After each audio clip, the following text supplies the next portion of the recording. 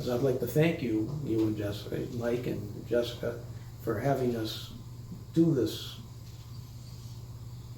family history or life history, that I hope it's interesting for future generations to watch, and that I think and hope that our lives were somewhat interesting and beneficial to further generations. Ready to start? If we can go with your name, the year you were born, and what birthday you have coming up. Whoever wants to start. Ladies first. Name Elizabeth Baltimore Ekman. Mm-hmm. May 13th, 1959. Turning 60. Larry Ekman, born 1949. Middle name Neil. Going to be 70 this summer.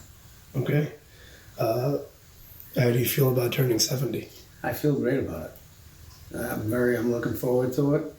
I enjoy every phase that I've been through, and looking forward to 70 and ready for it and embrace it. I think it's a great experience. It's just every year is something new and different, and I enjoy it. Great. Buzz? How does 60 sound to you? How do you feel about it? A little bit old, because I've always been the young one and always been under 60, so it's a little daunting to me. A little daunting as a woman. I know I'm still younger than a lot of my friends, all my friends, but still a little bit like, uh-oh, I'm there. You're still a kid. All right. And for the record, when Liz was born, how old were you? As I tell everybody, when I was 20, Liz was 10. So when she was born, I was 10. Okay, just wanted that on record. Tell me how you two were introduced to each other and how old you were at the time. Okay. Well, I can do. I'll go with that. Mm-hmm. Yeah, that was 37 years ago. Am I correct? 36 years ago. 36 years ago. I could not get a date. So my father was having dental work done in Boston at Dr. Henry Goldman's office, a very prestigious, distinguished periodontist in Boston. And Liz was working there as a dental assistant. And my father... His assistant. I'm sorry? His assistant. As Dr. Goldman's assistant. That was a very prestigious position. So my father was going in there for a number of visits, and on one of the visits asked Liz if she was married or had a boyfriend. Am I correct on that? And she said no. And he said, would you like to be? And you said yes. Okay. Right? Okay. Sure. So my father came home and told me about it. And I said, well, and told me that she was related to someone in Manchester that I knew of. And so I said, okay, I'll give her a call. So that's how it all started. We dated. We went to... I was 23. Yeah, I was 33. And gave her a call. We went out the first date a few days later. Do you remember what that first phone call was like? The first phone call was, I do. It sounded very good. I must have said the right thing because she said yes, she'll go out on a date. And I can't remember what actually was said, but you know. Do you remember? Please share with us. No, I remember talking to him, and the commonality was my cousin Joan, who he turns out went to his bar mitzvah, and he went to Hebrew school with, which I knew the family connections, but I didn't know that they had the same. And that I remember him he goes, oh, what's Joan up to? And I went, said that Joan is married, 2 kids. He said, that's great, that's what life is all about, or something like that. And I went, The man, Very profound. this is telling me he's serious and this is what he's striving for. So it was it struck a chord. Even though I was just 23. And who knew, but it did strike a chord. Well, that phone call turned into a date, and we went to a place in Boston at Faneuil Hall. And of course, I picked her up, and I was driving a station wagon at the time, and I picked her up in front of her apartment, and all her friends were looking out the window, Roommates. and roommates as we're going out to get into the car, and there was a Corvette parked behind my station wagon, and I was maybe they getting were to the wondering Corvette. what car that I was getting into. I went, And I did not get into the Corvette. I got into the station wagon. with wood And, inside. It was an Oldsmobile, and I think everybody thought that maybe he's married, he's got kids, he's driving a station wagon, but that was not the case. And that was the best thing that ever happened to me. The meeting was the best thing that ever happened to me. But did I mean, that's just sincerely. feel that way. So that was the first date, and then we dated very quick a number of times after that. I was impressed about how he knew his way around Boston. I got in a car with him. I had no idea where we were going. I didn't ask. He didn't say. I had no idea. No idea. We would just drive in through Boston, and we would go by a place. I go, I guess we're not going there. And we'd go by another place. And honestly, if it were just online dating, Surprise. that would be not a smart thing. What? A surprise. It was. Surprise. Was that part of your plan to actually let it be a surprise? Don't tell her where the Really, I restaurant don't know is. why. Maybe it just didn't come up in conversation where we were going, but we went to Faneuil Hall, and I had the date planned. I mean, I thought you would like going to Yeah, Faneuil no, Hall, that's fine. and it worked out pretty good. And remember that date? Yeah. I didn't stop talking. Did I? Well, I asked you out for a second date. Yeah, but I didn't stop. When you first met her, I was going to ask, what were you most impressed by? So I think you already answered it I loved his eyes. initially. When he opened the door, a smile in his eyes. Nice. What about you, Larry? With Liv? What's so funny? Everything. Yeah. No, total package. The total package, that's what it was. It just was very, very attractive. Yeah, I was impressed. Anything else My you father has very good taste. Yeah. I knew he would not set me up with someone that was not attractive. I knew that. I took that, as he was a good reference.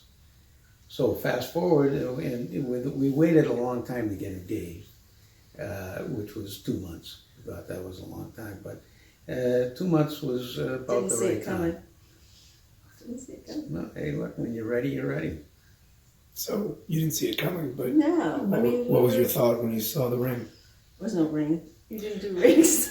They didn't do rings. Well, then I back just say, then. describe the proposal, if you'd like. He came home early. He went to work Saturday morning. I was literally doing laundry and folding his socks in his apartment in Actually, Manchester. that nailed it right there. I was the person that just organized his sock drawer, and he came home early from work. Pretty impressive after 8 weeks you're folding his socks. Oh, I know. Well, I That was started impressed. back then. I And was I took care I of said, I him. gotta marry this girl. I folded his sock. And he came home from work, and he sat down, and he asked me to marry him. We looked at a calendar, looked at dates. Oh, when he asked you to marry him, what's going through your head? I mean, you've been dating for 8 weeks, right? I went with it. I said yes. How could she resist? I just went with it. I know. When I think about it, yeah. It's like I was at a crossroads in my life at that time. But I was just going with it. He was building his house. When I met him, he was starting his home. And I just went with it. So it just felt right. Yeah. Okay. And again, we sat Of down. course, and most looked people would think we were crazy, but, at- Yeah, no one questioned his but parents. parents no one were questioned. very And supportive. there was no asking parents' hands at them. I guess it wasn't really Yeah, it done. wasn't that kind of, has come in and out. At that time, I didn't go to Liz's mother. And I knew no one that did that. I mean, it wasn't, I think it was done years ago and now it's back Back. in. I think it's a very good thing. I think it's a very nice thing, but it No, we Didn't. didn't. didn't go that way. And I think I've said this before, no one questioned this whole thing. Yeah. His parents didn't question it, my mother didn't question it. No one sat us down and said, what are you doing? You've only known him for 8 weeks. No one said it. Well, you guys have lasted a long time, so. And am I telling my friends the looks in their faces? There was like total, there was disbelief and not an overjoyed either. It was, you could feel trepidation in their voices and the way they looked at me when Who I was told them. that, friend? Yeah, they were the ones that were like, what the heck are you doing? Well, I guess you guys have proven. How many years you been together now? 36. Almost 36. Married almost 36 Yeah, years. married almost We've 36. known each other for over 36 years. So I guess you've proven the disbelievers Right. wrong. Mhm. What did, at that time, when he's proposing, or just even those 1st Mhm. initial times, what was your mom's impression of Larry? Oh. My mother's impression of Larry throughout life, she'd rather him be her child than me. That is my blanket statement. Is that from the start? That from the start. Wow. My mother, I always tell the story, my mother made him, we went to dinner there. He came for dinner at my house before we were engaged. My mother made a standing rib roast, never made it before, never made it after. Standing rib roast for the 3 of us for dinner. She was she was happy very, as can be. Yeah, sweet Happy. woman. She really was. and was was always very just, nice. as I said, never questioned this whole thing. Never said, I'm crazy. She was encouraging it. She was, oh yeah. And I always tell everybody, my parents and that generation came from a whole different mindset. They had husbands that were going off to war. People got married very quickly because they never knew if they're going to see each other again. And that was their mentality. So I really, truly believe that's what they were following, that kind of thought process. It was like, that's why it was okay. And they didn't question it. Yeah. That's what I always think. Because this generation, there's no way in heck I would be okay with that. With this, any of my girls. I say, I met this guy, I'm getting married in 8 weeks. I'm like, And he's 10 years older. I mean, and as I've always too, you meet guys on the internet, you don't really know them. And there was a lot of common, they knew the family, my family. yeah, the families from knew the, each other. Liz's mother and uncle or brother lived in Manchester. So they knew My me. mother's brother Yeah, lived in your Manchester. mother's brother lived in Manchester, And- knew us, and knew my parents. Knew Sat in committees with his mother, and they so knew there each was other. some, there was not totally Yeah, you're not just a stranger, just drove into town. Exactly. Exactly. And obviously there's a connection with your dad has picked Liz out of a lineup, it sounds like. Exactly. I knew Yeah, his I don't know parents that. before I knew him.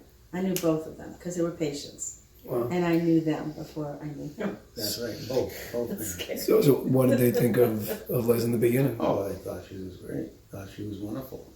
My mother, we were renting a beach house at the time at Rye Beach, and I think the first time I met her, Liz met my mother. She wanted Liz. She didn't have the first time she met her, but because I knew her, yeah. we were at the beach house, and she was staying over, and she asked me to come upstairs and see if she's brushing her teeth right. And she said, "Can you come upstairs and see if I'm doing this right?" And I went upstairs and watched her brush her teeth. Oh, they liked Liz right away. And my brothers did, sister-in-laws. They all liked it. My nephews, they all loved it. And I got the Right third away. degree from Hal and Amy. That you did. I want to know, your mother-in-law, Gwen, how was she brushing her teeth? She was working hard. She was doing a good job? Yeah. Okay. These are the important things I want on record. She was working very hard. She did a good job. Is there anything else you want to add just from those early days of dating Dating, into dating, engagement? Just right in Well, that initial time, pre-kids, pre-marriage even. Oh, sure. Well, we were building, as Liz said, I had already bought a piece of property and started building a house.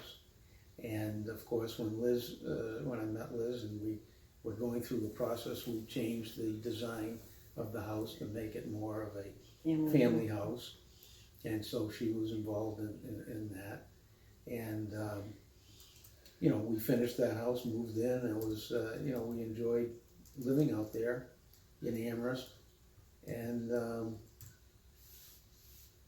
it was, I think that was we had a lot of things happen quickly. Yeah, I mean, usually struggle. you don't, get married, we got married, From the time we met to the time we got married was 9 months. 9 months, after being engaged for proposing in 2 months. October, we met Then- in August, Yeah. proposed, I can give you the dates too. August 4th, we got engaged October 2nd, and then we were married May 22nd. And building a house all at the And same building our time house. was a lot for a new couple or, new people.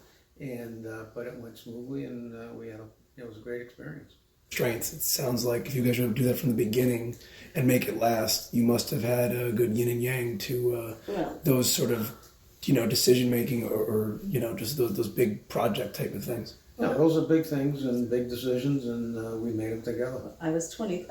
honestly, I was 23 years old. I don't know if I really knew myself. It was just like, okay, now I gotta decide this and I gotta decide what do I want, how do I want a kitchen set up and all of that. It was a lot and we luckily had some guidance through kitchen people, and Larry's aunt, who's a decorator, helped us.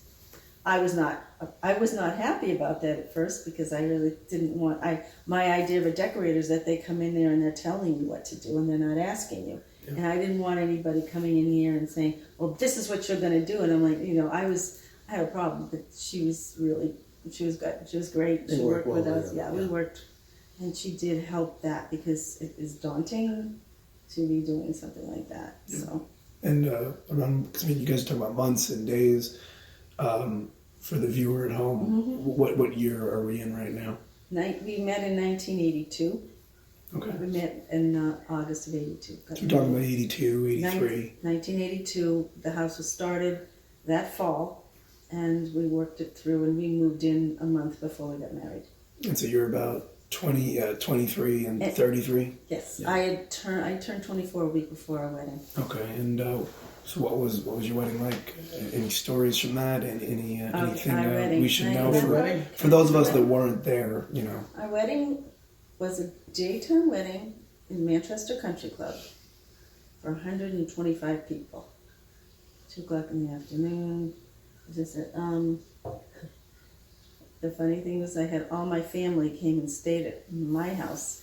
I left my cousins all with Larry, and I moved out and stayed at a hotel.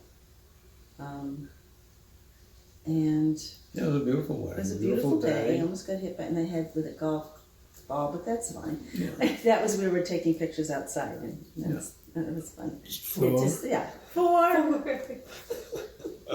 Seriously, someone yelled 4, and we were. But it turned out to be a nice day, and. We had a good band. There was a good band, and people partied and danced, and it was a daytime wedding, a little different than a nighttime, but it was a Sunday afternoon. Sunday afternoon, and we went to. Different. Then we left and went to Boston and stayed at a hotel. And then went to California, to San Francisco, and Carmel, Big Sur, and Los Angeles. Yeah.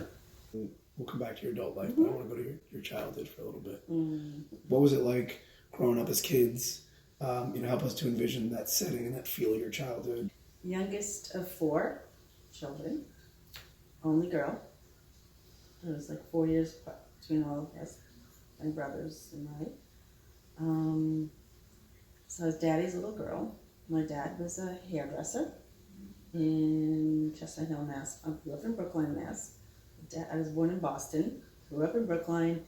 My dad had a beauty salon, grew up in the business. Used to love going in, and I operated as his, okay, I'm skipping. Little girl going and getting my hair cut with my dad was always fun. I would make a fuss and carry on, and he then banned me from his salon because I made too much screaming. I was screaming all the time and noise, so he used to cut my hair in the back shed. because he couldn't bring me into the shop. I love my father. He was my dream.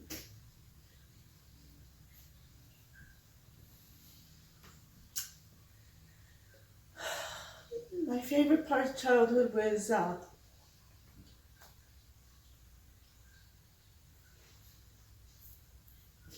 going fishing with my dad on Sundays with my brother in his little boat on a pond in Wayland, Massachusetts. We would get up on Sundays and we would pack a lunch and we would all go fishing.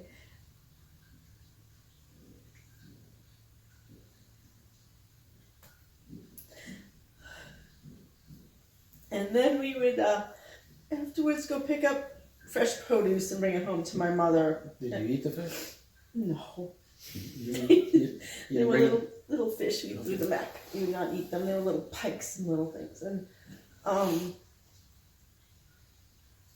it was just the best time because we would bond.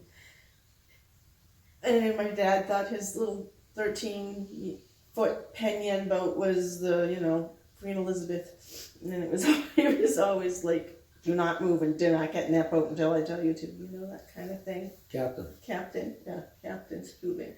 And then he loved that boat. And then we would, that was my favorite part. My dad worked, 6 days a week because he worked on Saturdays. So, that was our time. And that was my favorite. Part of my childhood was that. In today's show, they have it come down from the top. Did it really? Yeah. My mother and I had fun together, shopped. I loved shopping with her and when I was younger. I remember that. We were a one-car family, so it was the old, Dad took the car to work and I walked to school every day. I walked up, down the hill, this tremendous hill going to school, and then I walked back up every day. And we lived on top of the hill.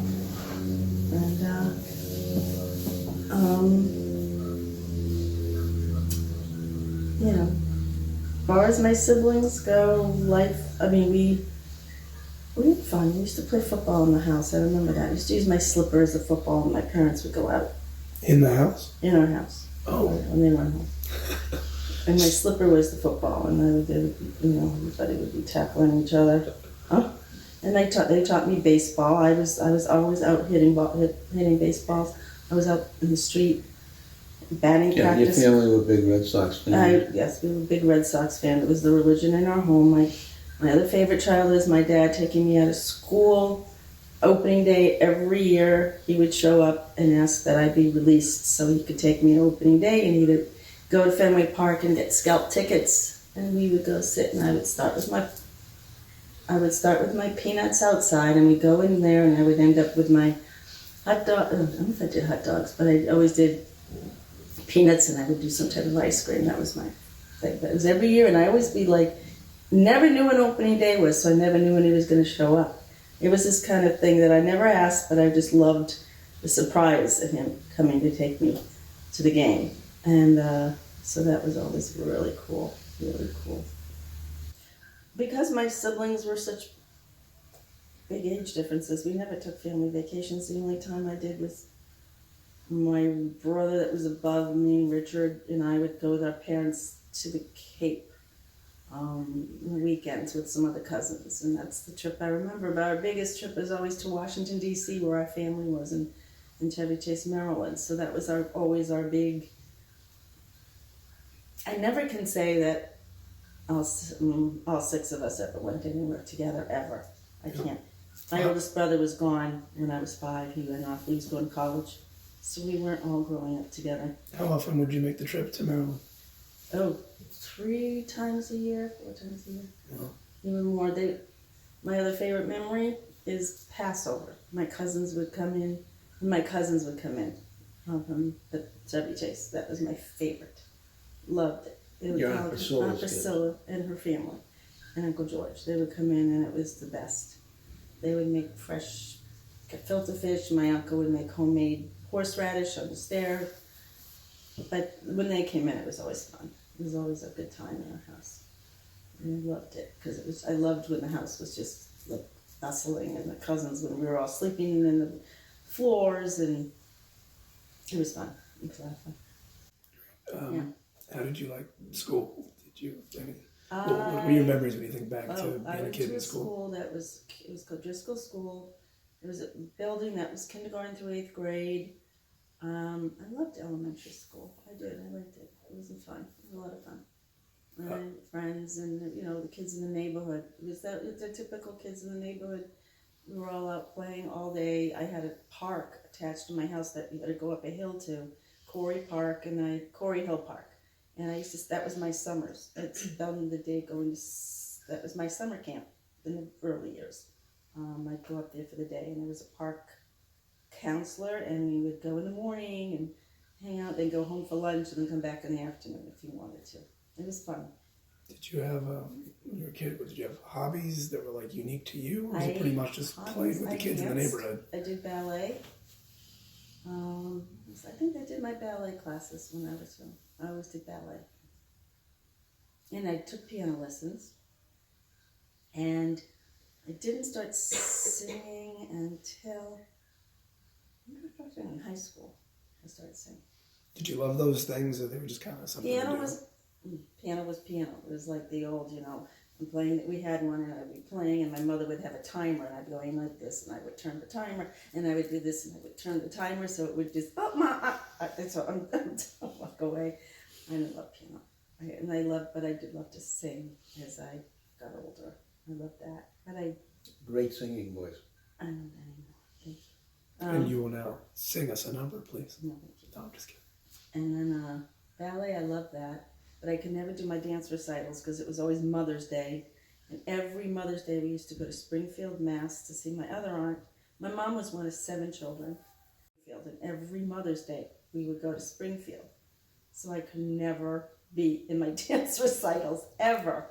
She would let me buy the hat or costume to have, but I couldn't do it. We're going to Springfield. But I did like dancing. In fact, the school that I went to still exists, Jean Page School of Dance, and I went there as an adult when I was working in the dental office, because that dental office is literally down the street, and when I was working, I used to take a class after work, because I just wanted to get back into it a little bit as an adult. All right, Larry, your turn. My turn. Well, I think by the age of 4, I already did some prison time. But we were not good kids. We were pretty rambunctious from what I was told. As you know, I have a twin brother. I'm the youngest of 3. I'm 5 minutes younger than my brother Jerry, but I am a little better looking than he is. And I have my brother.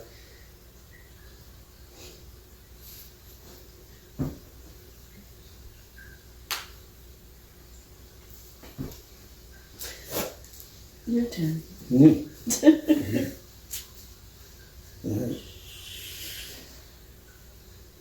I still can't believe that.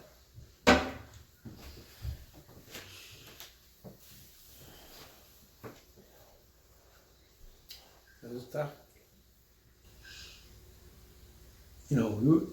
We were close, but we weren't absolutely closest. We were very in different periods of time, but I miss him.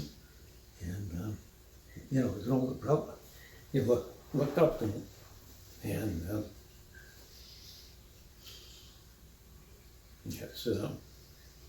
it's tough to believe that this happened.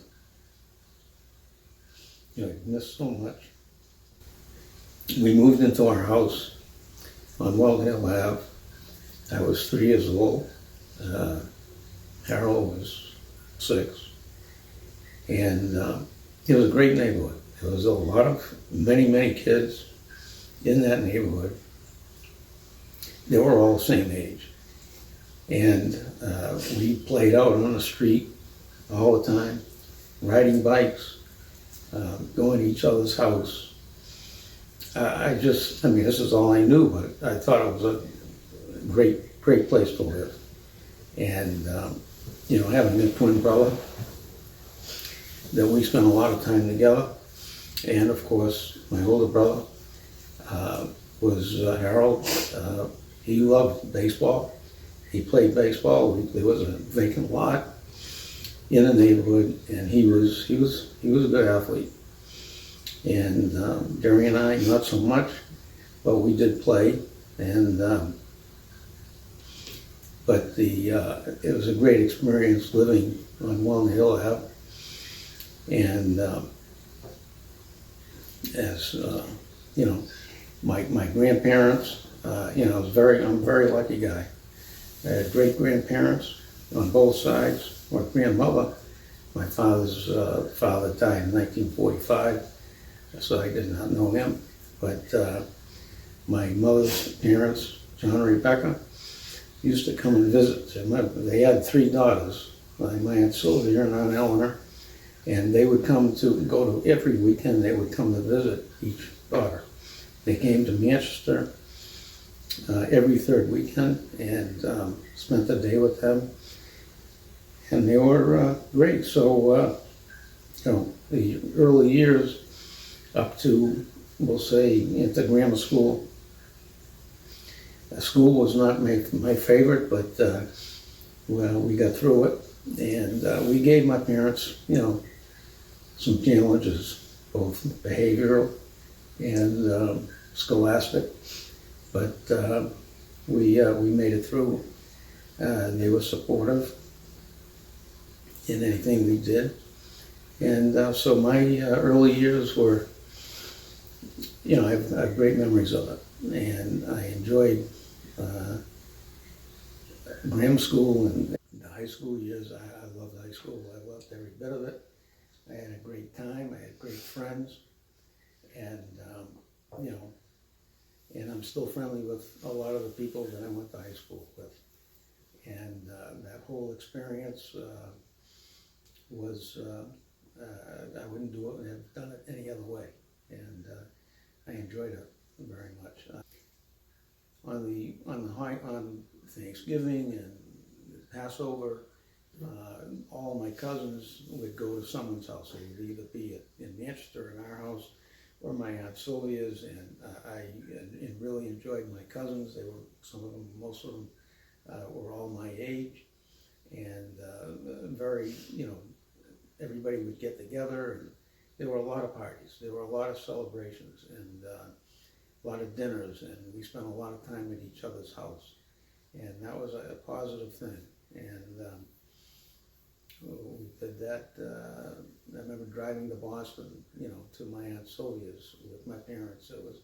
And at the time we had in the car with my brothers, and it was a very enjoyable. I was very lucky the way I grew up in the early years. What about vacations?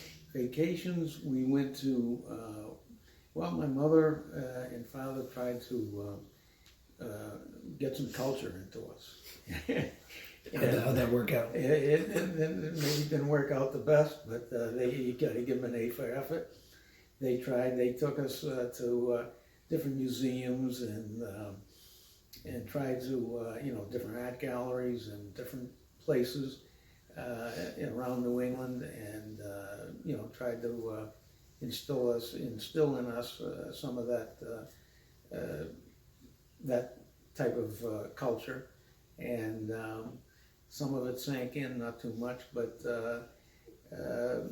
we went, and we went to New York City for the first time. I think going up to the Empire State Building and touring New York, and we went as a family to Washington D.C. and saw Washington and really enjoyed that trip. And during the summers, my parents would rent a place for a couple of weeks at the beach, at Seabrook Beach. We didn't do it a lot for many summers, but a few, and that was a great experience also. So. And you went to camp? And I went to camp. Camp Belknap, for probably 4 or 5 years. And it was an overnight camp. Went there for a month every summer, and then I was a Boy Scout and went to a Boy Scout camp for a couple of weeks in August. obviously for you, hobbies, it seems that the interest in cars was early on. Yeah, cars. Tell me about that. Well, I remember playing, toys when you get a kid. When you're a kid, you get a toy from your parents or grandparents or something for Hanukkah or whatever it was, and we had a rug in our room that was like it had a design in it, and we pretended they were streets and intersections, and we played with mostly Jerry. Harold was not into cars, but he liked nice cars. But we just liked cars. We could tell what brand the car was by the sound of the engine. We could tell the way it started up. You could tell the car, and always liked them. And growing up and working at the lumberyard, we were driving trucks at the age of probably 10 years old. 10, 11 years old, driving forklifts, and we just always enjoyed that, and it was part of what we did, part of what we enjoyed. It's a pretty unique experience growing up with a twin. Having a twin brother? Yeah. Having a twin brother is unique. For those of us who aren't twins, it Right. helps us understand what it's like to have that throughout your childhood. Well, it is interesting. Growing up, when you're young in grammar school, you don't really realize it. But when you get into high school, and we traveled in the same group of friends. Jerry would be friendly with some guys closer for a little while, and then I would be. But we generally hung out with the same crowd, and we've never had a bad day, and we've enjoyed. What can I say? He's my brother. He's your best friend? He's my best friend. We have many of the same likes and dislikes, same qualities, of course, and attributes and talents, and only positive things, and and having an older brother was a great experience too. When Harold got his license, I couldn't wait to get my license. And all the milestones as you go and get older. You always looked up to that and said, "Oh, I wish I was at that age, and I wish I was that age," and wanted to be what he was doing at that time. So I think that's a natural thing for a younger brother to look up to an older brother. Well, tell me more about your parents, though. What's it like living with Gwen and George in those early years? They put up with a lot. With two at the same time and an older brother. There was 3 boys or a little rambunctious, and but I don't remember a lot of tough discipline. It was I'd say my mother. I'd say it was about equal. Who disciplined who and when. I think they were there, very supportive. They were always, and even as into adults, my parents were supportive of whatever we did. They never complained. They were very easy to deal with. They were proud of whatever accomplishments that we did.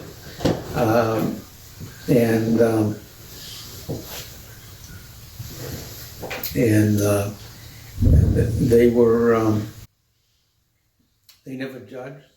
They never, they were just supportive, and we appreciated that. And as an adult looking back, that they were, that's what my fondest memory of my parents, or one of them, is that they were there to support us. Can't beat that. Yeah. What aspect of your parents do you see in yourself? Each of them, do you see in yourself? Well, I'd say my mother. My mother was I think was a very good influence on me as someone that do your work first, play later.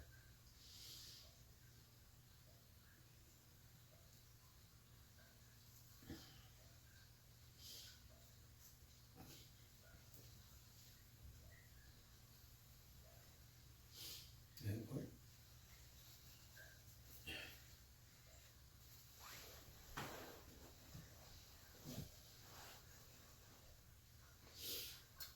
she instilled that in us, is, you know, do your work first, then you can relax. And that attribute I think I have in business, not so much school, but in my work life. And I think I got that from her. I think we all did, both Jerry and Harold.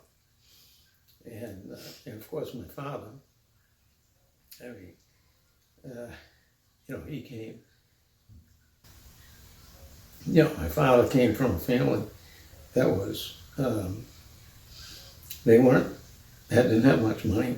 My grandfather had a heart problem. He was sick most of his adult life and died at a young age. I think he was 55. And my grandmother really had to do most of the work. And my father, and he was the oldest of three. And he worked, they had a small little grocery store, and he worked there. And then he knew he wanted to go to college. And he went to a local college in Manchester so that he could stay home and help with the family and earn some money, and worked, and then decided that he'd make the change and go to the University of New Hampshire. And when he got to the University of New Hampshire,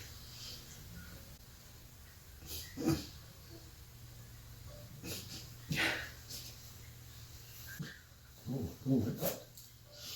How are you gonna edit out all this? I didn't think I would go through all this. I know. You want a glass of wine? Yeah, probably. Do you want some antidepressant? You want some Zoloft?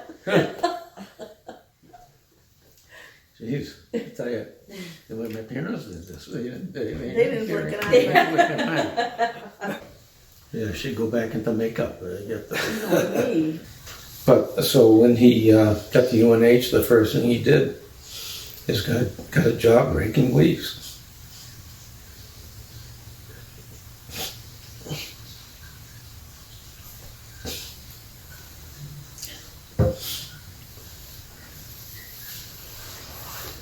He literally worked his way through college, and he was determined, and he was a civil engineer. He had a lot, he took, you know, the toughest courses. He got a degree in civil engineering. So he was a determined guy, very smart. So what about what you were just describing do you see in Larry Ekman? I would say one of the attributes that I think I've got from him is caring about people, and just you're trying to be. No one, whoever met George Ekman, didn't like him, and he was a very easy guy to get along with. It wasn't controversial. It always was. I always had a positive attitude, and I hope that, you know, I've learned to have that attitude and be friendly to people, be good to people, and have compassion for people. And you know, he set the bar high for that. Liz, actually the same question for you. What about your parents? Do you see in yourself? My father was a very creative man. He had wanted to be a theater actor, or an actor. And so I loved his creativity, being a hairdresser, taught me how to do makeup. He was the one who taught me how to put makeup on. He was very into theater, so it was that love of theater that I did some theater and sang and did things in high school, and I think it became to his influence, and that is in my blood, and that was what I got from him. I really did. That was, that's the most the thing that I got from him is I love, my baseball has waned. It was, when I was a kid, I think of when little and loved the Red Sox and did all that. I think that might have gone away because I lost him when I was 20. So I started thinking maybe it was too painful for me to love the Red Sox. I did. I will always remember when they won in 2004. They won their first World Series in 86 years. It was a very visceral reaction that I had to that win, and it just conjured up a lot. That was, his love of sports. I was watching and I was there for him and loving it for him. But he was a fun, sweet man. Unfortunately, I never had the opportunity to meet him. No. He passed away in 1979, Yeah. and I met you in 1982. But I think his creativity and that kind of thing is what is channeled through me. I have his hair, I have his eyes. And that's, How about your mom? My mom? My mother was a very kind, sweet woman. I try to get to her. Kindness is, I'm always good, but I try. I am, I'm not a very vivacious person in lots of ways, and I try to add it with her that, she was just very sweet and kind, and she wasn't a very in-your-face type of person. So I think maybe I'm like that a little bit more so. I'm not calling myself sweet and kind, but I'm just saying I'm not in your face. Yeah. My mother, I think I learned the old do for your husband and take care of things and people from her. So your mom's last name was Cohen before she got married. Yeah. And your dad's last name was Baltimore. Baltimore. There was a long name that it was actually, I have the naturalization papers of my grandfather, who was his name was Baltimore. It's something long and something easily that you could take the name Baltimore out of. Mm-hmm. But it's cool. But I saw it and I see the spelling and I said, okay, now that's right. I understand how they got that. Yeah. What is the ethnic background of both sides? Russian, Polish combinations. On both Both my sides? both my grandfathers died before I was born. I didn't know them. I was the youngest of 21 grandchildren. Wow. So my grandmother was maybe 70, in the early 70s when I was born. My Nana, I adored. My Nana. That's your Mother's side. My side. Nana, my father's mother, Anna Brown at Baltimore. I just adored her. I adored her. Just a fun woman, lovely woman, who unfortunately died. My father's Yeah. side. Did I skip saying? Yeah, you said you both. Oh, did I? Yeah. My grandma. No, correction. It's my father's side. mother. Yeah. I'm sorry. And I had met her. Yeah, she passed away 3 months before I got married, and that was horrifically Yeah. hard. Yeah. Just wouldn't believe that she wasn't going to be there either. And then my Bobby, who was the old Jewish grandmother who barely spoke English, who only could say to me, eat, S, and she'd be feeding me chicken soup. That was what she did. And that's how I knew her, but she had dementia and she didn't know anybody. She had the 7 children, and my mom, there were 5 girls and 2 boys. And then my father's side, there were 4 boys and a girl. But the girl was the oldest, my Aunt Ethel. And so it was like, it was big families, but I didn't. So was it your grandparents that were not born in America, but they immigrated to America Yes. during their childhood, I guess? Yes, I actually went to Ellis Island and I saw my mother's side, we saw names of them. They did a wall in my Aunt Priscilla put a plaque on the wall regarding my grandmother who came over to this country. I have her naturalization papers too somewhere in our house, and I don't know where, but I have her naturalization papers also. So it's pretty cool. And you know, they did all immigrate over here. Youngest of 21 grandchildren, so I did not. And, you know, I was at the tail end of my aunt. Actually, my Bobby died. Just got married to you. We just got married. She had died.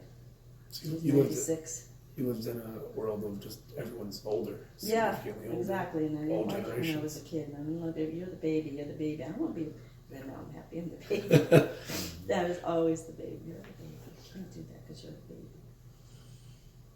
And I tell them all the time, I'm the baby, and I'm glad. I'm glad.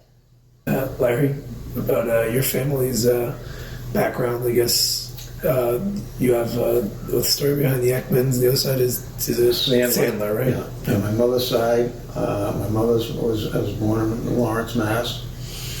And a little bit of, a little interesting story. My mother's birth mother died when my mother was a year old. And the birth mother had a ruptured appendix. And back then, they just didn't have the medical facilities to handle it. And she died. She was only, I think my mother's birth mother was 20, in her early 20s. And my grandfather was about And her name? 20 years old, 20 years older than his first wife, my mother's birth mother. You're Her going to name see was a pattern of Gertrude. this. Her Of the older, these family, older, married, younger. It's a pattern. yeah, there is a pattern. There is a pattern on both sides. I have an uncle that got married in about Early in his 40s. 40s. My grandfather was my mother's side was about 40 when he got married. Married someone that was in her early 20s. And but my grandfather married my mother's mother's sister, Her and that aunt. was Rebecca. And she had 2 children of her own, Sylvia and Eleanor. But my mother, kind of interesting back in those days, my grandparents never told their 3 children about that situation until they were adults. And my mother kind of knew things as she was growing up. People would say things, but they never questioned it.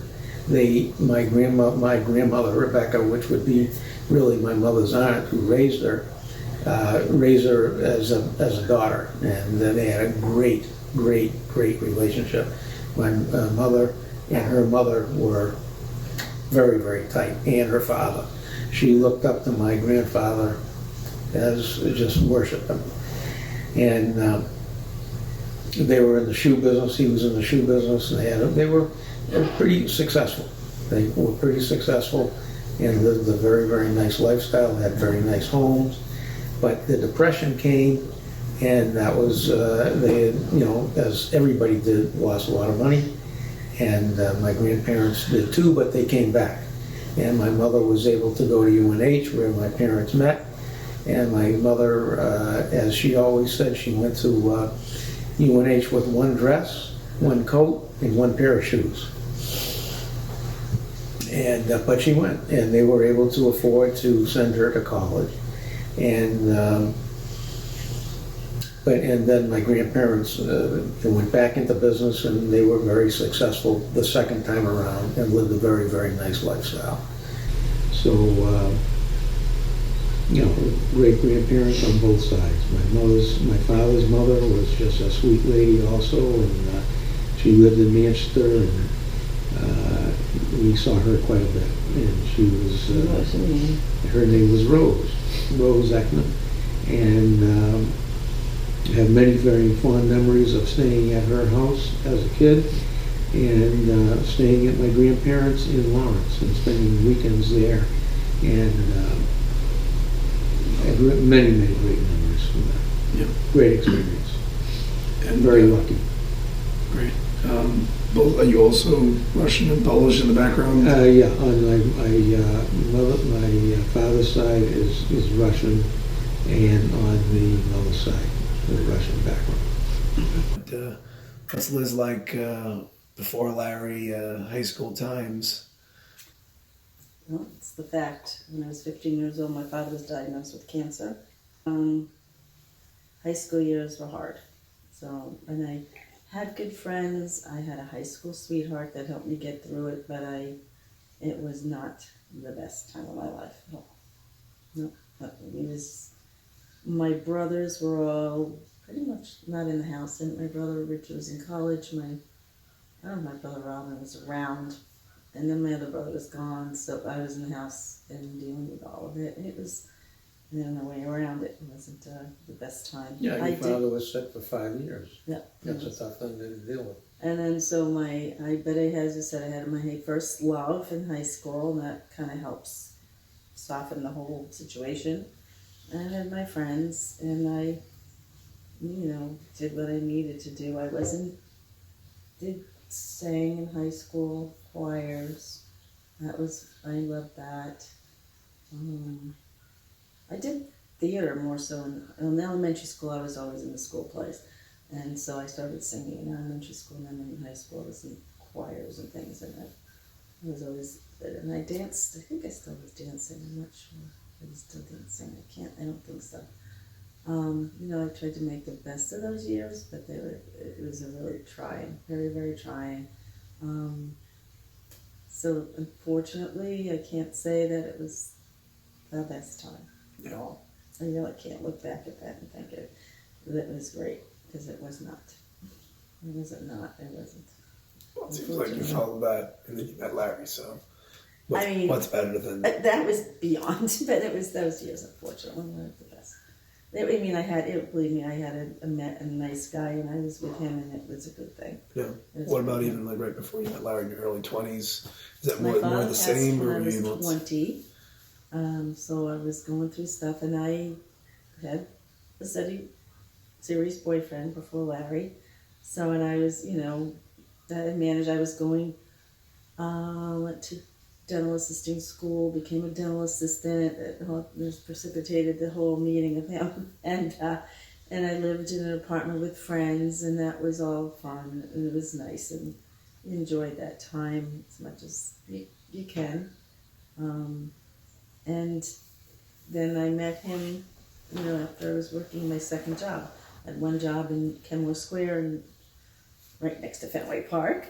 And then I had then I moved into a second job, and that's how I met Larry. So it was, I just kind of rolled into it, rolled out of the situation, and I'm just getting through it, Yeah, and for getting sure. there. It was a journey.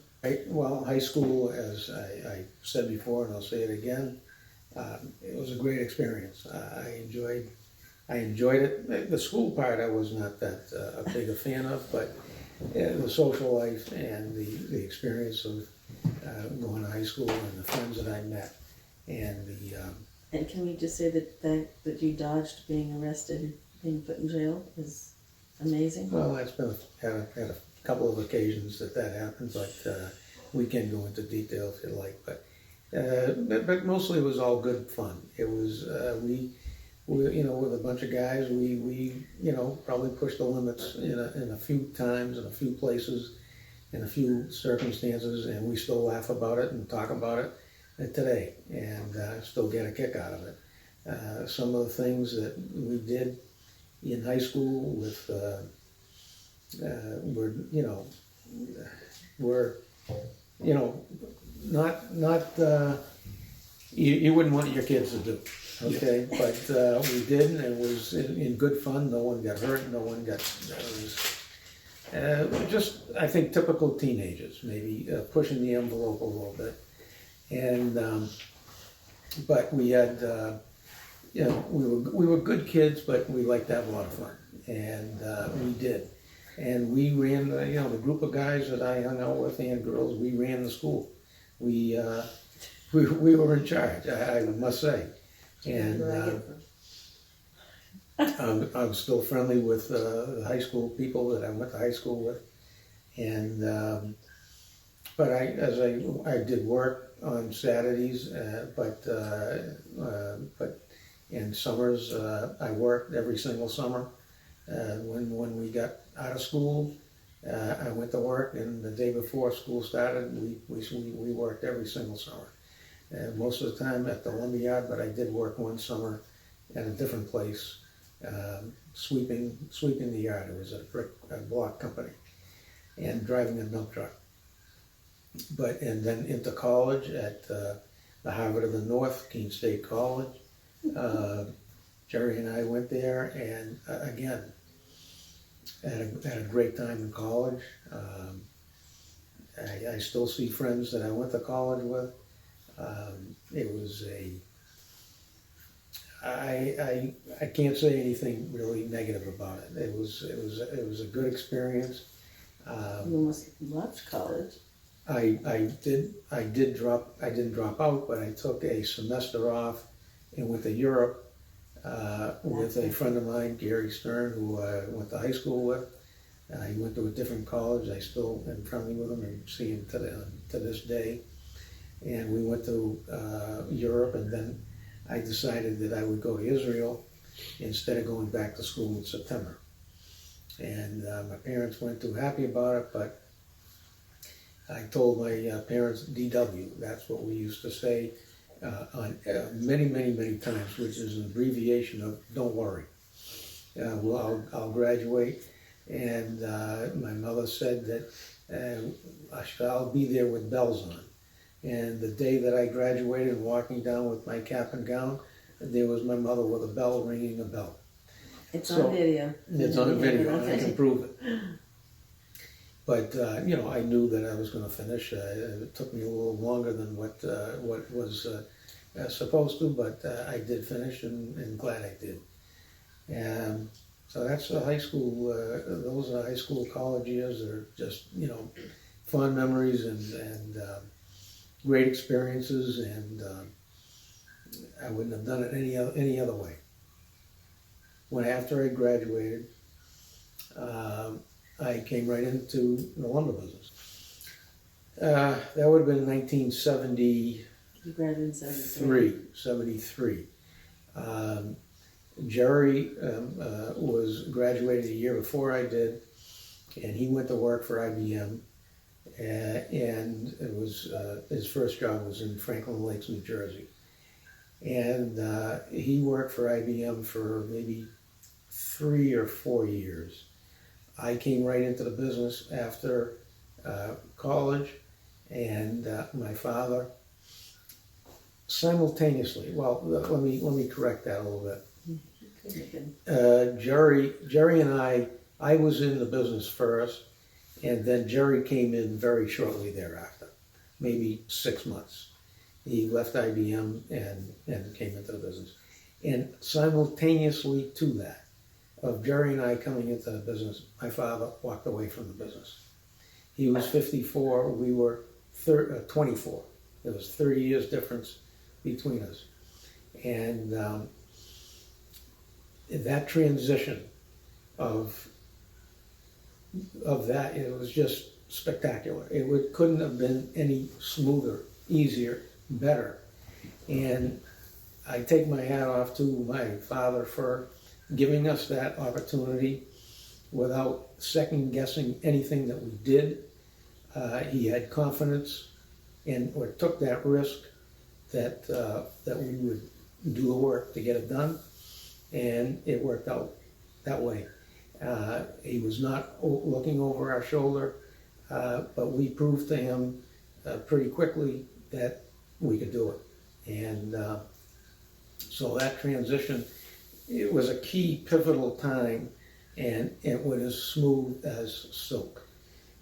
Harold had worked for IBM also after he graduated UNH, and broke every sales record known to man in Boston. He could sell ice to Eskimos.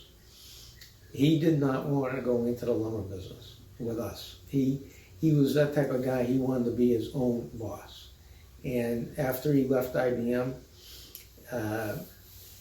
decided that he would go into the construction business. and build houses. He didn't know a screwdriver from a hammer, and never did. He was not a working type guy. He was an executive kind of guy, and he just got into it. He was a smart guy. He knew the right people to work with. He could manage them, and he was very successful in that business, starting it from scratch. And so that was that transition period of going from college, school, into the workplace.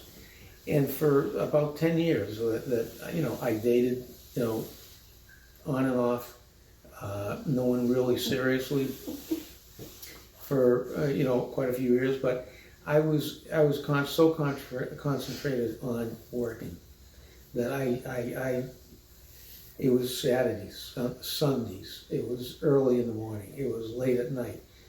For that period of time, that as my mother always said, work first, play later. And I will say, that I did that. And then Liz came along and changed everything. So I was At that point, you meet Liz, yeah. and then you get married pretty quickly. Yeah. And then how many years later until kids? I mean, it's a couple of years, 18 right? months. We had Heather, we were married in May of '83, we had Heather November. Well, first of all, you have to say Heather was the first Oh no, she's not the in first 5 generations one. In your in father. a direct line from my your father. Because Melissa Ekman is actually the first female. That makes Jesua the second. But the Melissa Ekman was born, so she was. Well, it's a cousin, but I go the straight line of Then George I'm happy. Ekman, and behind gives me the credibility to say the first in 5 generations. Okay. No, And proud of it. we had Heather up to November of 1984. So we were married 18 months. We had Heather. No, there's What was that like becoming parents for the first time? exciting. It was fun. I was ready. I just rolled into these things. I was good. I think I was there. I had some involvement, it was fun. but It was wonderful. it was Liz did all the. Liz really was a great mother. Thank you.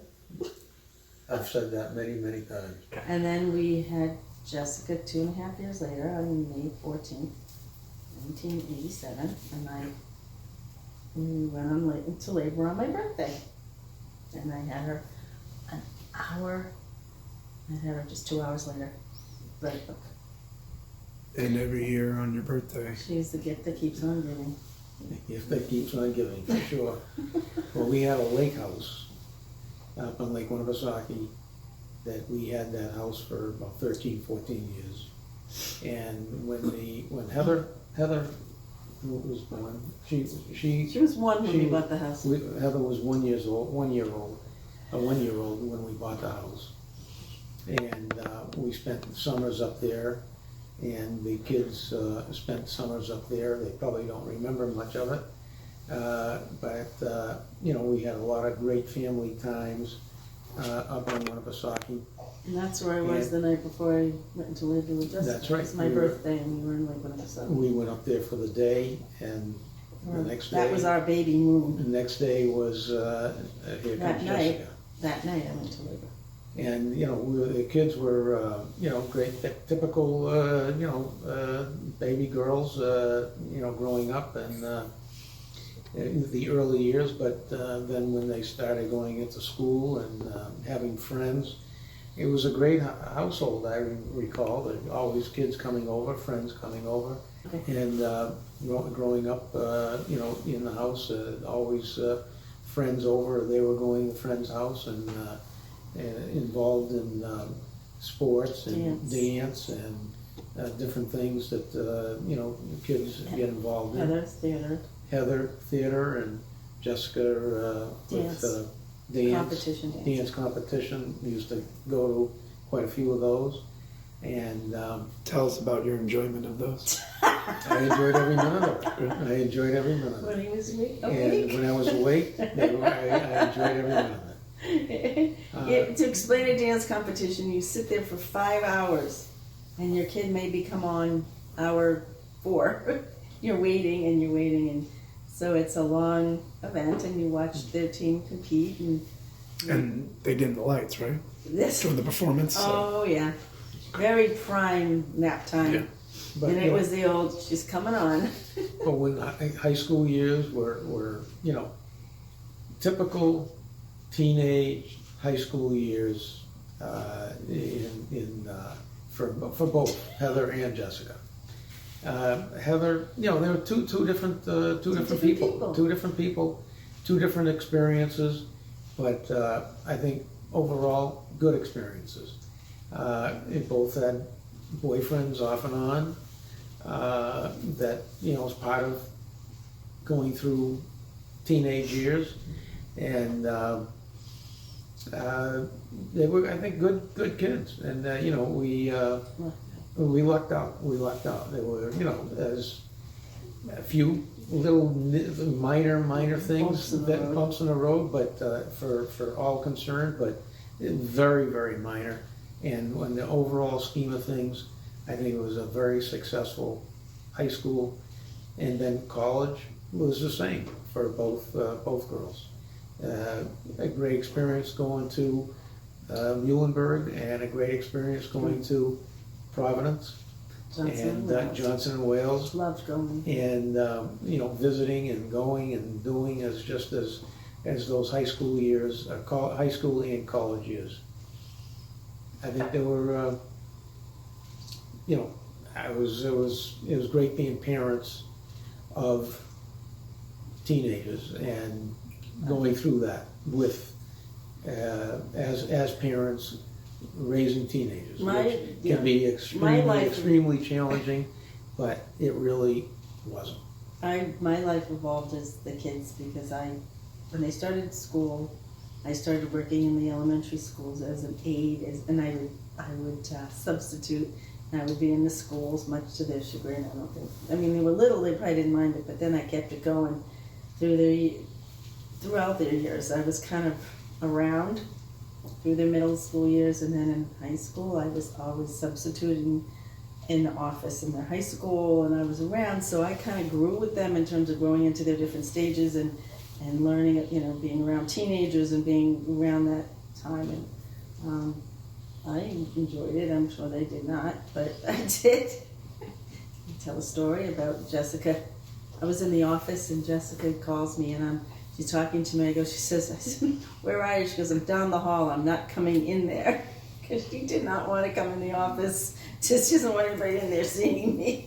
So she calls me from down the hall, asks me something, but she wouldn't come in the office.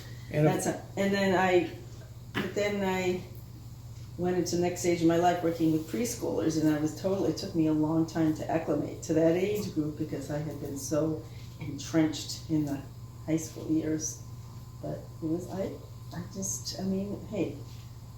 we always say I had one normal teenager, and then I had Heather, because Jessica was just normal in being a teenager, and Heather was just on the other side of that. She was not the kid who got into doing the things a lot of normal teenagers did. So it was fine, because Jessica was who she was supposed to be. As I've said many times, of course, Jessica denies it, but I know it's true. When she was at Johnson Wales, I called one time. To tell that story. It was just a fun thing that happened. I remember it, and I called her. I know it was at 11 o'clock in the morning, and she picked up the phone, and the first thing she says, "Dad, don't ever call me this early in the morning." And you know, it stuck. It stuck. It said a lot. It said a lot about the college years, but overall it was a very good experience. What part of you do you see in Heather that you've instilled in her that you see, you know, in her qualities and traits? Heather, we're talking about my father, has my father's ability. When she was in high school, she used to do everybody's hair and makeup for every event and everything, and her friends' weddings, and that was the thing that she loved doing, and they all came running to her for these things, and that was, there's my father came out in her also in that. She loved that, and and Heather and both my girls love to dance and love to be happy, like to be carefree, happy, and enjoy things, and the joyfulness is what I'm proud of. You know, it's a very, not going to say strange thing to be proud of, but I'm very proud of the fun and the joyfulness that both my girls have. I'm hoping that's something of mine that I do love to do, so I love that they do too. Yeah. And that creativity that I talked about has come through on both of them, and their love for dance. And that's to me, just is me, that's me, that was me. Yeah. Well, I'd like to say, you know, Liz, I think, has been a great mother. Has been a great mother, you know, right from day one to Remember you did say that. this day. I'm getting to a point. And very devoted to her family, and devoted to her kids, and devoted to, does things selflessly, and that's, you know, one of the biggest priority in her life is her kids and grandchildren, and she's demonstrated that many times. And I think that attribute is, I see in Jessica, and I know I will see in Heather. I think that's the biggest strength and quality that Liz brings to her daughters is the givingness of being a great wife, and mother. And I don't think there's much more than this. All the other stuff is important, but those are the most important things. And I see those qualities coming out. And Heather's not quite there yet, but I sense that is going to be her way of doing things. And what about your influence on them? Not so much. Not so much. I hope that, you know, a sense of humor and a positive attitude. Okay, I look at the glass. I mean, I always have a positive attitude. I always have the attitude you never know unless you try. You never know. You cannot give up. You have to pursue. In so many aspects in life, you have to go with when you attempt something, you have to go with the attitude you never know that you're going to be successful at. And in making a sales call, and you just never know. You got to go in with a positive attitude. And if you have a positive attitude, it affects everything in a positive way. And if you have a negative attitude, things don't work out so well. So I think that I hope that I've instilled in them to have that type of an attitude and deal with people fairly and respectfully, be emphatic of what you want, but in a cordial way. And I think that they've adapted to that. Your favorite memories as parents? The greatest events, they're in not necessarily in this order. Yeah. Is when they became parents. Okay. Graduating high school and college, but in their wedding, and the guys that they picked to marry. And I mean, look, that's a. I think that I hope that they're growing up in an environment that they had. That family was very, very important, and their parents, their relationship, and that they picked guys that were solid, family orientated, good looking, smart, good family backgrounds themselves, solid, a work ethic, devoted to the family, like to have a good time, but that was way down on the list of importance. That those are the qualities that I think they saw in us, and they chose for themselves. And I'm very proud of them for doing that. What's the best part about being a grandparent?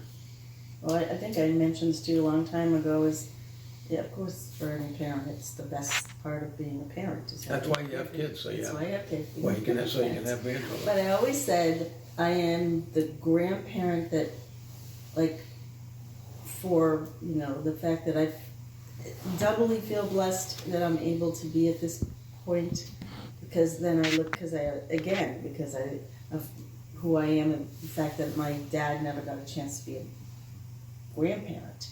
So I take it very seriously. I don't, you know, I take it seriously and don't take it lightly, because I respect the fact that there are a lot of people who live their lives and never get to that point. So I love every moment of it, and I soak it all in, because I know there are people who just never get there. So to me, it's like the greatest gift anything in the world. To me. As a lot of people ask me sometimes when you're out with other people, and they, you know, occasionally you'll talk about, you know, grandchildren We have a group of friends who don't have grandchildren. that don't have grandchildren, Yeah. you know. But I say I enjoy watching my kids being parents. Okay, that's a, you know, it's an enjoyable thing to watch. You know, watching them, how they interact with their child, and how the two parents interact together about raising a child, and how they both respond to their child. And it's fun to watch that. Yeah. As, you know, someone that, you know, you've known from when they were an infant, and now they've gone through in all the stages of life, and they're now at that stage that they're parents and going through this is Again, it's a and, gift to and, be able and you to know do it. what? The main thing is everybody is healthy. And that's the main thing. That's the most important thing, is they're healthy, they're Happy. happy, and that's the most important thing as a grandparent and as a parent, as you can't have, as long as your kids are healthy and happy. That's the main thing. That's the most important thing. All the other stuff around it is nice, you know, and to do things and go places and this and that. But if they're healthy and happy, you got to come back to that and be thankful for that, and really, and because that's the most important thing. Because if it wasn't that way, wow, Yeah. what Live a different life. a different life that we would But you be know, leading. we deal with it, but it's different. So all the other things are so small Yeah. in comparison, and you have to sit back and realize that you know, if someone does a mistake here, someone does this that, or this didn't work out, that you didn't get this sale or this dress or this, it's minor. Yeah. It's all small. It all comes down to that health and happiness. Yeah. And it's nice for you guys. I mean, you know, you have another one on the way, another grandchild on the way. You know, And it's just nice that there's more to look forward to. And your love, you know, can only grow. And what you're saying before about you But watch your there's kids. no worries. yeah. Well, of Oh, course. there's worries. I mean, You'd have to live. unfortunately, I said, you know, You'd have to stop. live in a cave if you didn't want to have worries. You'd have to live in a vacuum or in a bubble, but that's part of life. And as I've said, I'm so happy to go through stages. I love going through the stages of life. I love I loved high school. I love college. I love being a young adult. I love being a parent, you know, married and a parent, and these phases that then you get into the phases of your kids as teenagers and as young adults, then as parents, and the phases of being into retirement. Yeah. Or more retirement or more time off. I look forward to it all. I've enjoyed every bit of it, and I'm so optimistic for the future. Yeah. That for all these new phases that happen with your kids, you know, grandchildren getting older and experiencing the phases of them being, you know, infants to 3.5-year-olds, and then go to that next stage when they're, you know, teenagers, and hopefully and on, and to go through those stages as a family. Yeah. I love stages and positive about it. When you reach these ages, it means there's more opportunities for new life experiences and more love in your family as your family grows. So I get that, you know, aging is a challenge, but you get opportunities, and you know it's a privilege that you get that not everyone on this earth gets to have. That's right. You can't get all these phases without getting older, Yeah. and you have to relish every minute of it and every phase and enjoy it. But again, it's going to be repetitive. It all comes down if you're healthy to do it Yeah. and can enjoy it and enjoy it. That's the main thing.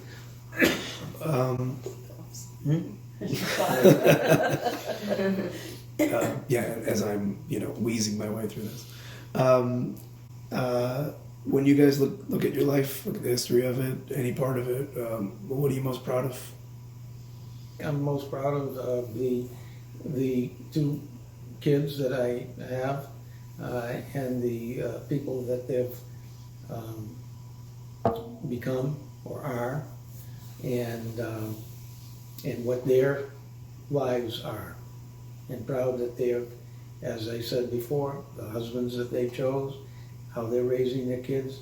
I'm most proud of that, and I'm proud of You secondly proud of your business afterwards?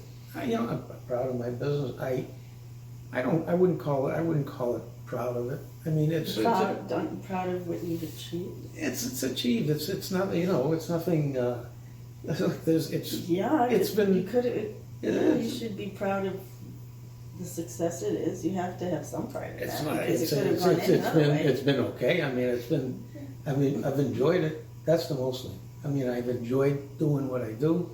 But it's successful. It's successful. It's moderately successful. It's successful that.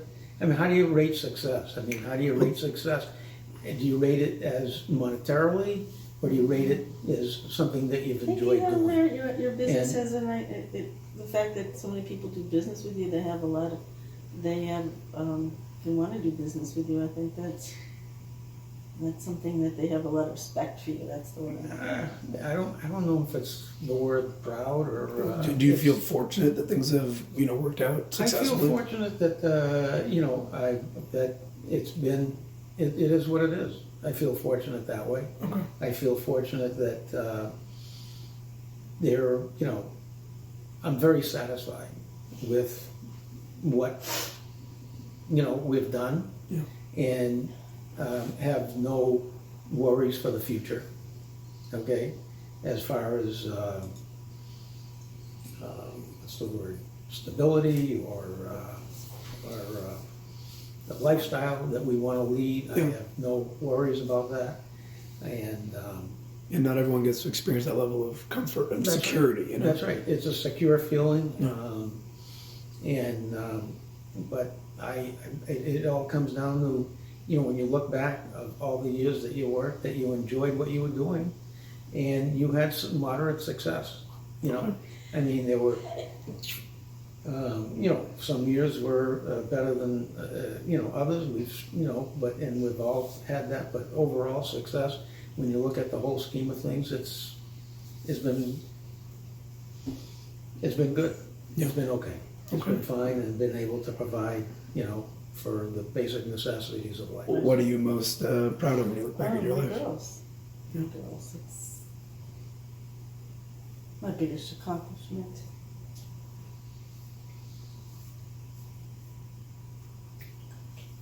I think the skinny girl would think that way. Damn you. Oh, I'm very proud of them. Proud, as I said, that things can go horribly wrong. Yeah. No matter what you do and put into it, things can go wrong.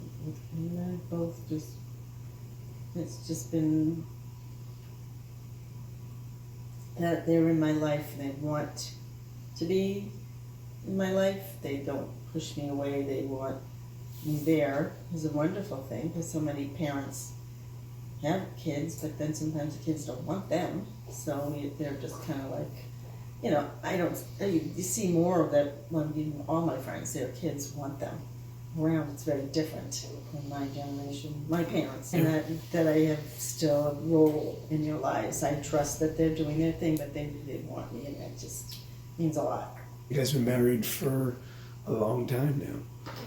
What is the secret to a good marriage? You know, what is the advice for a long, successful, sustainable, happy marriage? I'll be interested to hear this. No, we like, Take it's always notes. been what I like said to you both in your in your speeches. It's just you've got to you got to be committed. I mean, so many, all those young kids these days. They sound like that. I don't want to, but they're not committed, and they're just thinking of marriage as the next step after dating, and then if it's not feeling good anymore, they can just move on, just like in a relationship. Even though it's binding and it's more you have to go through lawyers and things. It's just that it's just disposable. That's it. It's a disposable society of. I don't know if anybody's been instilled with the ability and want to make it work no matter what, and putting your all in it and a commitment into it. I think that's what it is. Like you're just gonna fight every which way you can to keep it right and keep it good and keep it going. And there's a lot to be said with that. Our marriage, our marriage, it's gotta be, it's that again, it's that foundation. And you wanna keep that building strong, you wanna keep that building alive and going. And that's my feeling. It's been challenging and there's challenges, but it's that will and need to say, no, there's no other option here. We've got to try to make it work. I think our core values are the same. Our core values are, about family and trust. Trust of each other. Those are the most important things. And that's what I think has held us together.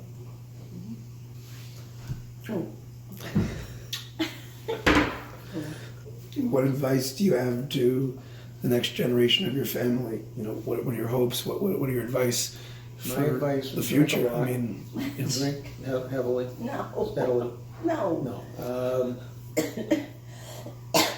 I think the main thing for future generations, no matter what Your the, children. that's what I'm talking about, it's for future generations. people that are born right now and not born yet. I mean, Anybody that's listening, and I don't care, as time goes on, and when someone's watching this possibly 30 years from now, I don't think the basics of life are gonna be that much different.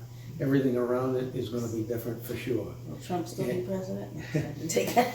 Please. That is the core values of, hard work and family, okay? And those are the values. If you're willing to put the work in and work, you can be successful and build a family. Those are the core values. My advice, again, it's getting down to the basics of living a decent life, Honest life. honest life, Yeah. and being yourself, caring about what other people are trying not to be, just trying to be your natural self and true to yourself, and being honest and being caring, and just think about others. what are your hopes for the next generation? I want them again to take the paths that are supposed to be their paths. I don't want any. If it's whatever it is, let them have their passions and let them have their paths to get them there, and to be happy. Simple, happy, who they are and what they do. And that's what I want. And to try to look at them, again, I said there's so many demons and so many influences out there, and to try to, get in them and to know that that's just not right for them, and to get out of them and to find the right path, straight path, because there's gonna be the kids, they stray, they get into things, and you want to hope that they know, all right, this just doesn't feel right and isn't good, and I need to get myself in the right where I should be. And yeah, kids are allowed to have those times, but it's getting them out of it and getting themselves out of it is the key. Mm-hmm. Getting themselves out. What do you hope for the future generation? Well, I hope my Your family. next generation are committed to whatever they believe in and try to make a difference in the world and try to add to and be helpful. Charity is a great thing. Is to help people, to be there for people, be there for the family and others if they can. It's a great feeling to be committed to something in a positive way and do what you can to make a difference. How is it that you hope to be remembered? I want to be remembered as a caring friend and a good mother. I mean, I didn't have any big. I mean, that's big. And grandmother.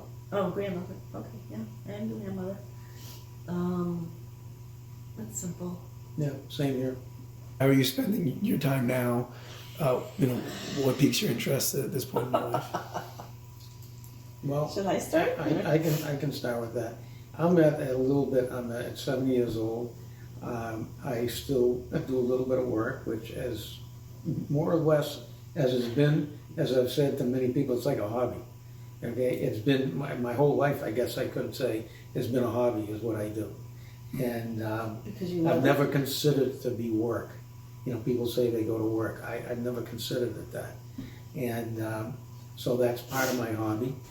And to be involved on a day-to-day basis, talking to people, talking to my nephew John, talking to my brother, it keeps me involved, keeps the blood flowing, and I hope to do that for as long as I'm mentally and physically able to do. But I do, I've considered taking up golf. I may do that, and to have some more time. And I have plenty of time to do it, but I just got to get motivated to do it. Yeah. And that would be something that I would have. But just living in the country club that we have. Tell us about where you're living now. Yeah, where we live now is a country club that is, we enjoy the people there, enjoy the lifestyle of it, we enjoy the social life of it. So we're very fortunate that we're able to live that lifestyle, and I think it's been good, a good transition. It was a good decision to do it, at least in my humble opinion. I think Liz agrees. And looking forward to it. As I say, I'm always looking forward to the next thing coming up and ready for it. And the weather in Florida isn't too bad either. The weather's a little rough. I have to struggle through it when it's 82 and not a cloud in the sky, but I get through it. Good. How about you, Liz? Hobbies, interests? I'm a card player, I'm a mahjong player, and I tempted tennis, but that's not happening. So I enjoy getting tennis ball, but that's where I'm at. I like the people. There's some nice friends. And we may travel. We may travel some. Be nice. We've traveled quite a bit over the years. And We haven't done it lately, but I think very shortly, we will do more of that. It's still a part of your future. Yeah, it's definitely a part of our future. Mm-hmm. And right now, tell us how you're dividing up your time with your residences, time of year. Well, it's we spend 8 months of the year in Florida and 4 months of the year in New Hampshire, in almost 4 months in Manchester, New Hampshire, and we travel a lot during the summer to see the kids and go to different places around New England and different other places. So, We're not Yeah. around much there either. Do you guys have a period of your life that you view as like your favorite? or- I say right now is a favorite time. Okay. And my favorite time is when my kids were home and I was part of their lives and I was doing my life there. It's one of my favorites. Yeah. And having family over and having gatherings and going to, that's my, sorry, but that's more of Yeah. my favorite time. I love that. I live more in the moment. So, Liz, if I asked you about your favorite family tradition, would it be the holidays, or would it be going on vacation Thanksgiving to with Florida the or younglings something? was fun. We always had our Thanksgiving with Martha and Jerry and the kids. It was always a good time of year. I loved it. You know, the Christmas Eves at Martha's with the kids, or in Jerry's house, Martha and Jerry's was always wonderful. Our times at the times at the lake was fun. The kids were little, and we were all together, and that was great. I loved that part too. It was fun.